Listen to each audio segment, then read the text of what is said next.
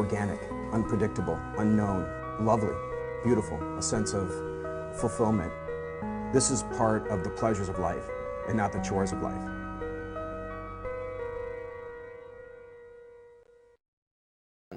Tonight on Daily Iowan TV, Book Drive. Iowa City's public library will soon be going mobile. Plus papal decree. Pope Francis calls out Donald Trump's primary political platform. Winter break, 50s in February normally sounds too good to be true, but the weekend forecast is no fairy tale. I'll tell you what you can expect coming up. Penn State put Iowa to the test last night. Coming up, find out why it might be the perfect time for Iowa men's basketball to have a bye this weekend. All that and more coming up. Daily Iowan TV starts now.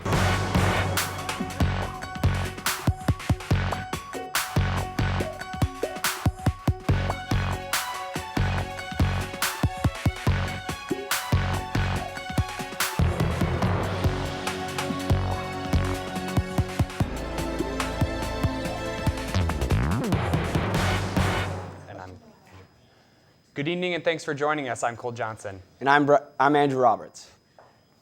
Last week at a press conference, a group of scientists confirmed Albert Einstein's prediction of the existence of gravitational waves.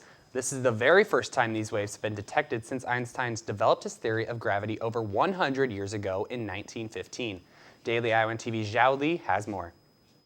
It's just pretty incredible that Einstein was able to theorize that these things exist with the math that he did. The mathematical things he came up with to represent, his theories is just ridiculously, complicated. And even to understand it, you needed a significant level of mathematics to do it. I can't do it. Albert Einstein is absolutely a genius, but what indeed is the gravitational waves he predicted? When you have an object like the sun, it curves space-time, but since it's just static, it's not changing, the space-time is just curved.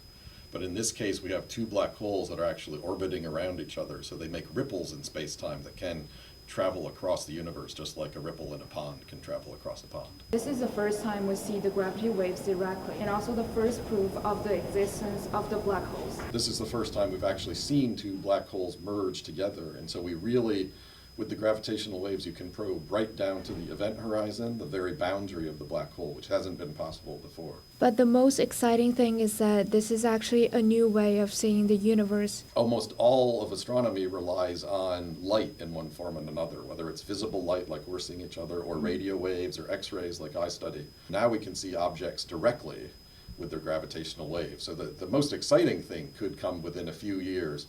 This has really opened up a new window, and maybe a few years from now they'll have some other signal that they can't actually explain, which will be something new and completely unexpected. Reporting inside the Van Allen Hall, Zhao Li, Daily Iowan TV. Johnson County citizens are carrying more gun permits, but it doesn't mean they have more guns.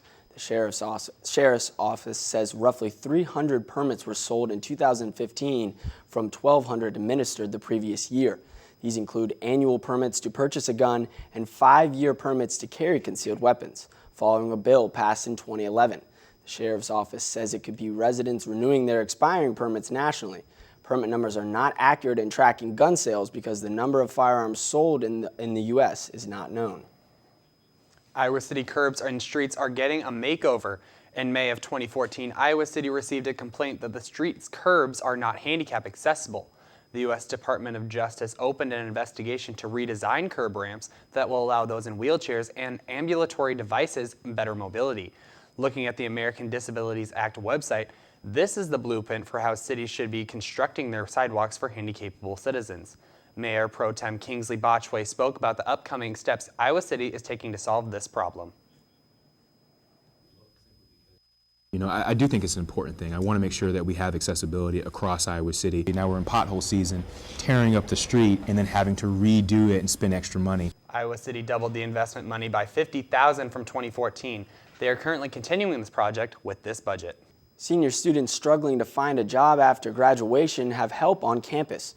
The Pomerantz Career Center is waiting to help Hawkeyes soar towards life after college. Ryan Scott peers in at ways students can help themselves get hired.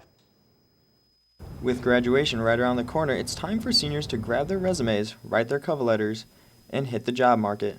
One senior shares his story on his successful search. The engineering building has our own career fair, so I'll use that That's how I found my job, actually. I've gone to the Pomerantz Center to get my resume reviewed. I've actually had a question where I had 2 offers, but one I wasn't sure about yet, so I kind of asked them what I should do, and they just said take the one that I knew I actually had a job versus the one where I was kind of not sure if I was going to have an offer or not yet. Advisors at the Pomerantz Career Center guide students like Robert through every part of the job search from resume to interview. They make it clear that for seniors, the hunt begins now. If they're coming in about right now and they're graduating in May, the biggest things that we would be talking about is the fact that right now is when you can apply to jobs. Over 9 out of 10 of our students are getting a job or doing what they want to do out of school within 6 months. Another useful and recommended way for seniors to up their employability is through networking on LinkedIn. LinkedIn's a wonderful resource because it's an automatic way to see all the people that you're already connected to and then see their connections as well. Each semester, the Career Center puts on a job fair at the Iowa Memorial Union Building. They have an app called U of I Career Fair Plus to help students find their way around. We want to be able to make sure that students are aware of the job fair and that they can actually navigate it. Ryan Scott, Daily Iowan TV. Iowa City now has a moving library. This Tuesday, the Iowa City City Council authorized the Bookmobile, a vehicle that could hold thousands of books and travel to different places in Iowa City several times a day. The authorization included the cost of the vehicle as well as the annual maintenance, which will be just over $100,000. Both the City Council members and the public librarians were extremely happy about the new upgrade. Well, Cole, it sure has been warming up. I don't think I've ever been happier to see some snow melt in my life. Yeah, I agree. I'm really loving it. But for more in the weather, let's toss it over to Zhao Li in the weather studio. Zhao, what's it looking like? Absolutely, guys. It looks like a taste of spring is on its way. Friday morning will start off with a warm 52 degrees. Moving into Friday afternoon, the temperature will rise up to 58. And in the evening, the temps will drop slightly into the low 50s. Taking a look at our 6 days extended forecast. Saturday, we can see a clear sky with a high of 56 and a low of 32. Sunday, we see similar temperatures. Monday, Tuesday, Wednesday, the temps will drop slightly into the mid-30s. That's all I have for you here at the Weather Studio. Back to you guys at the desk. The South Asian Student Alliance will host a mock shadi, which is a fake Indian wedding at 7 p.m. this Friday in the IMU main lounge. The event will showcase everything from traditional South Asian food and dancing to the entrance of the bride and groom. The full-length South Asian wedding celebration, which usually runs 3 to 4 days, is now rolled up into a couple of hours. A member of the South Asian Student Alliance Executive Board said it is a way to have more people get a look into a few South Asian traditions. With his seat back upright and tray table in the locked position, Pope Francis took off with comments against presidential candidate Donald Trump Thursday. Francis is returning to the Vatican after his historic 5-day trip to Mexico. The Pope said Trump is, quote, not Christian if he wants to wall off the U.S.-Mexican border. Trump later returned to the volley, surprised at the Pope's questioning of his religion. In Mexico, Pope Francis prayed in the border of the city of Ciudad Juarez, mourning those dying in an attempt to make it to America. On board the papal plane, Francis also suggested women fearful of contracting the Zika virus should use artificial conception. Officials in Latin America are urging women to avoid pregnancy, but the Pope admittedly refused abortions for women who become pregnant. He called it, quote, absolute evil. After historic School of Iowa athletics, the boss is getting a raise. Athletic Director Gary Barter signed a 5-year extension Wednesday, keeping him in Iowa City. He'll be staying in Iowa City through June 2020. His new deal raises his annual salary to $550,000. Barter can also earn yearly bonuses from student athletes excelling in the classroom and on the field. The extension comes after news this week that the athletic department will face a national probe beginning in April about the possibility of gender bias. For more on the extension and the rest of Hawkeye sports world, let's toss it over to Katie Reber in the sports studio. Thanks, guys. That Barter extension will compensate the athletic director $4.6 million through the end of his latest deal. With the football team and now the men's basketball team having such successful seasons, it's good news for Barta, but it was bad news for men's basketball at Penn State Wednesday night. After being up 8 early in the first quarter, Penn State wouldn't have it and took control the rest of the game to upset the number 4 ranked Hawks 79-75. It's Iowa's second loss in just 3 games. Head coach Fran McCaffrey was quoted post-game stating his team doesn't need a spa day over this bye weekend. They just need to get to work. They might be getting work done in the practice gym, but Iowa women's gymnastics will be taking the floor over at Carver Hawkeye Arena this weekend. The 24th ranked Gym Hawks will play host to Towson in their final regular home meet of the season, and they will celebrate 2 seniors as well. I caught up with those 2 seniors earlier this week. Coming from out of state to the University of Iowa can be quite the adjustment, but for Allie Glover and Apua Kalukeg, the transition was easy with a little help from their gymnastics family. We literally are a family in ourselves. Like being away from home, being from California, like that's tough in itself.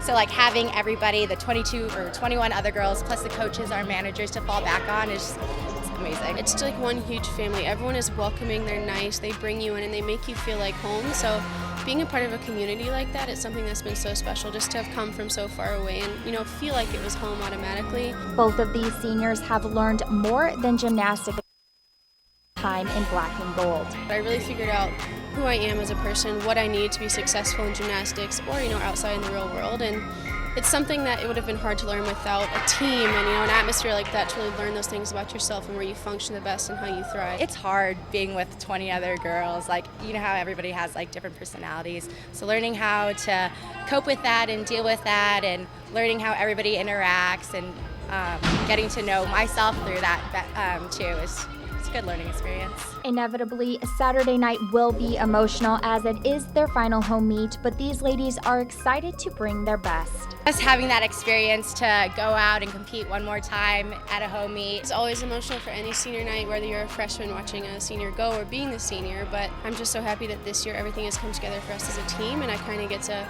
go out on that high note with them and hopefully have a strong performance out there. So it's going to be not a tearful night, but just something that it's going to be taken away from me and it'll be good though. It'll be good. This is Katie Reber, Daily Iowan TV Sports. Check us out on Sunday's show for the full recap of that meet.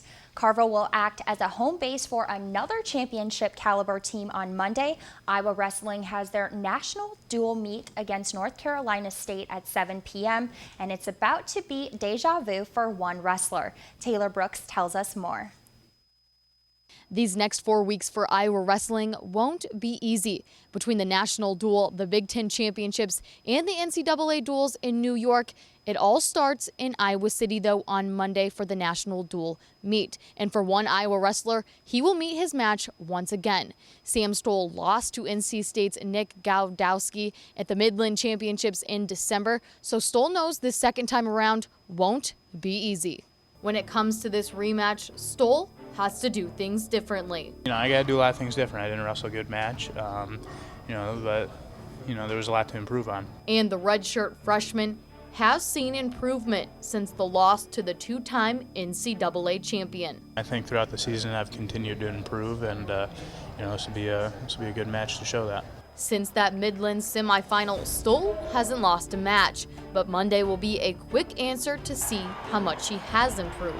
We'll find out in a quick hurry. We'll find out. The heavyweight at North Carolina State, he's going to have a say in this dual meet, just like we're going to have a say in this dual meet at heavyweight. And Stoll's mindset will remain the same for this rematch. I think I'm always confident when I go out and wrestle. More confident, less confident, I don't think there's really a difference. It's another match, just because he's, a 2-time returning champ, I prepare the same way. The mindset's got to be the same every match. Reporting inside Carver Hawkeye Arena, Taylor Brooks, Daily Iowan TV Sports. There will also be another wrestler who will see a rematch against NC State, and that's Edwin Cooper Jr. at the 157-pound weight class. So it won't only be a good team test for Iowa, but also individually. Women's basketball starts it all off, though, this weekend inside Carver with a rematch against Purdue Thursday night. Meet us back here Sunday for more on how that battle on the hardwood went down. Back to you guys at the desk. Well, that's all we have for you tonight on Daily Iowan TV. Be sure to check out our website, dailyiowan.com, for all the latest news. For Daily Iowan TV, I'm Andrew Roberts. And I'm Cole Johnson. Have fun this weekend, Iowa City.